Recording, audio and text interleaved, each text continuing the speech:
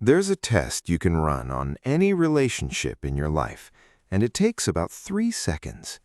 Imagine disagreeing with that person right now, out loud, about something small. If your stomach drops before you've even said the words, if you're already bracing for the cost of being honest, you've just found the exact spot where someone has learned to make your own thoughts feel dangerous to you. That bracing isn't weakness, it's a trained reflex.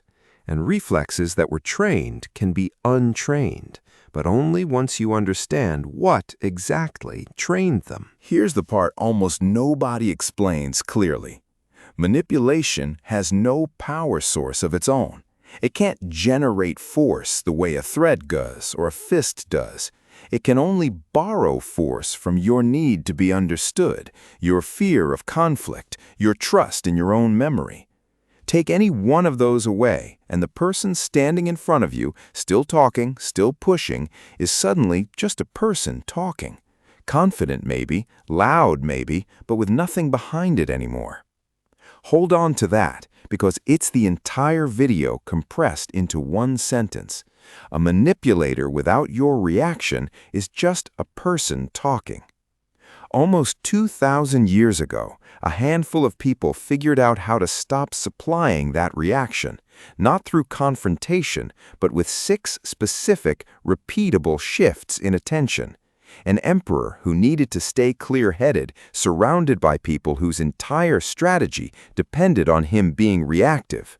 A man born into slavery who refused to spend his life performing explanations for people who held legal power over his body. A senator who wrote letters about the one kind of strength that never needs anyone else's permission to exist. None of them were writing self-help.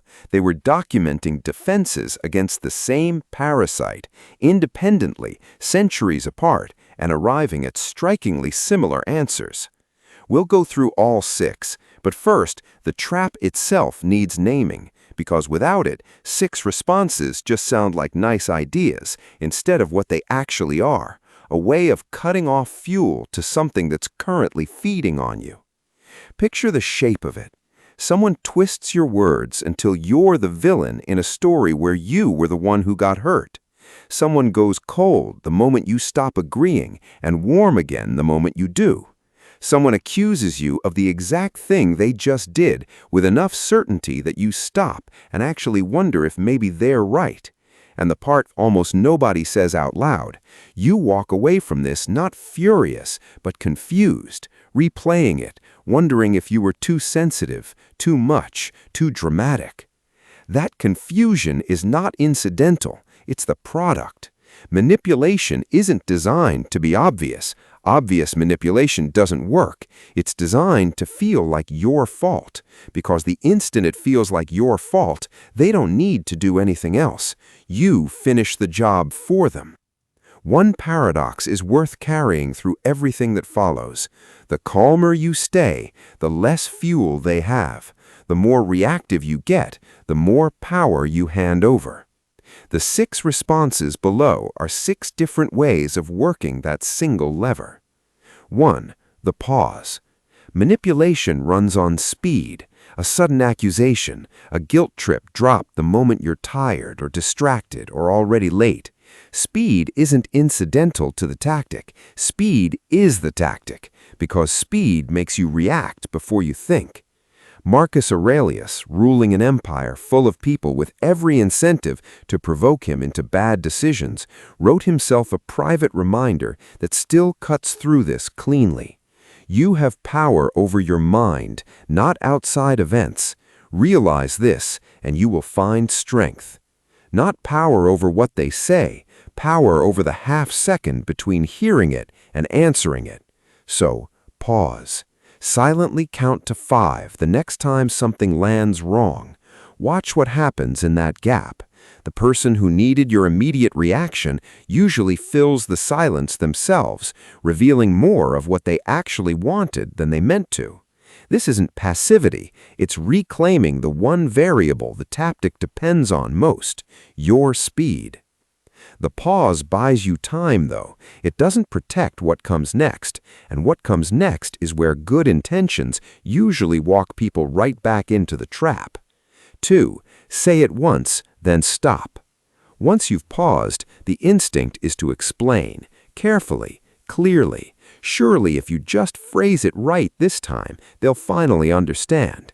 They were never going to understand. Understanding wasn't the goal. Every extra sentence you give them is one more sentence they can twist, reframe, or quote back at you later, stripped of context. Epictetus built an entire philosophy on refusing this. Some things are within your control. Almost everything else is not. What you say and how clearly, yours. Whether they accept it, distort it, or pretend not to understand, never yours, no matter how perfectly you phrase it. Repeating yourself to a manipulator isn't communication. It's an audition for approval they were never planning to give you. So say it once. I've shared my perspective. That's where I stand. And then, the part almost everyone skips, actually stop talking. Manipulators are trained to push past the first no. Almost none of them are trained for someone whose second push lands on silence instead of another paragraph. There's a version of this that's harder to defend against because it doesn't target what you said.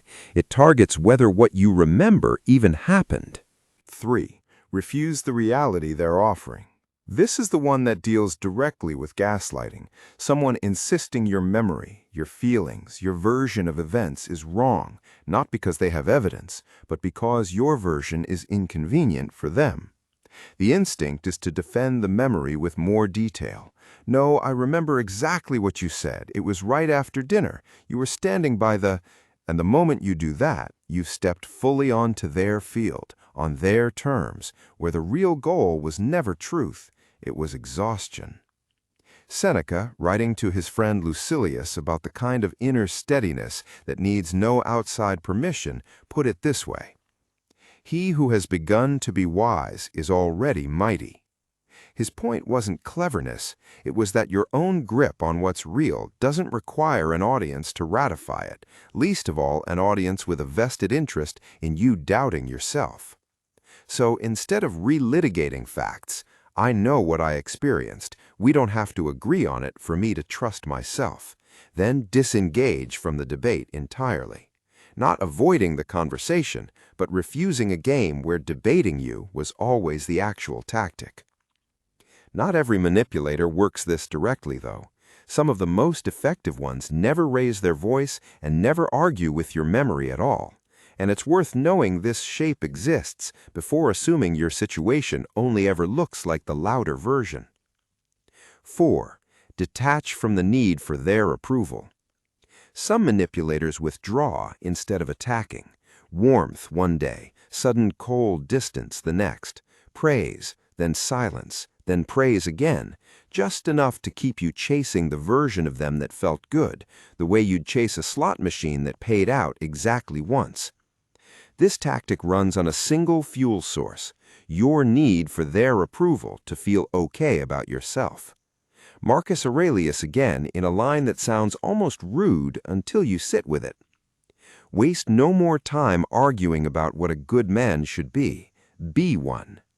Notice what he didn't write, wait for confirmation that you're good. He wrote, be one, full stop. Let your own standard be the proof, not their mood on a given Tuesday. In practice, notice the exact moment you start adjusting your behavior just to earn someone's warmth back, and return instead to one plain question. Am I acting like the person I actually want to be, regardless of how they're treating me right now? The withdraw then reward cycle only works if you keep chasing the reward. Stop chasing, and the cycle has nothing left to pull on. There's a fifth response most people skip entirely, and it's worth knowing why. It happens afterwards, alone, which is exactly why it's so easy to forget. 5. Name the pattern privately. Manipulation depends on you never connecting incident to incident. One confusing conversation can pass as a misunderstanding. 5 confusing conversations, same shape, Same person, same outcome. That's not a misunderstanding anymore. That's data. But you only get the data if you write it down. After an interaction that leaves you confused or guilty, write down, privately, plainly, for no audience but yourself, exactly what was said and what actually happened. Not to send anywhere, not to win some future argument, just to prove to yourself, in your own handwriting, that your perception is intact. Then look across entries, not at any one of them in isolation. A manipulator can always reframe a single moment, but they can't reframe a pattern only you hold the full record of. And ask yourself, before you respond next time, a question borrowed almost directly from Epictetus. Am I about to act with integrity, or am I about to try to manage how this person sees me? Most of the damage happens in the second option, dressed up as the first. Which brings us to the last one, the hardest, and the one that ties everything else together, because it doesn't ask you to feel less, it asks you to feel everything and still not hand it over. 6. Don't give them your anger. Some manipulation exists for one purpose only, to provoke a big, visible emotional reaction that can later be pointed to as proof that you're the one unstable, the dramatic one, the problem. The trap inside the trap is that the provocation often works because your anger is completely justified, which makes it feel almost dishonest not to show it. But this isn't suppression. Real Stoic self-control was never about pretending the feeling isn't there. You feel it fully, the heat, the unfairness, all of it.